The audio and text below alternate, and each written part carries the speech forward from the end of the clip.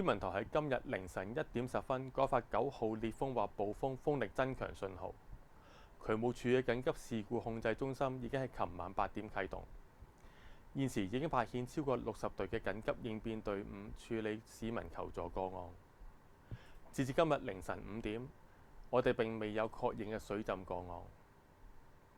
喺天氣唔穩定嘅情況之下，渠務署會同天文台同埋路政署緊密聯繫同埋合作，保持戒備同埋快速派遣緊急應變隊伍，盡快處理水浸個案。渠務署呼籲市民應該時刻保持渠道暢通，切勿放置雜物阻塞排水渠口。市民亦應該遠離河道，並及早完成防水浸嘅措施。如果遇到嚴重嘅水浸情況，應該盡快撤離。市民如果發現排水設施淤塞或者水浸嘅情況，請致電24小時渠務熱線23001110，我哋會盡快派遣隊伍去處理。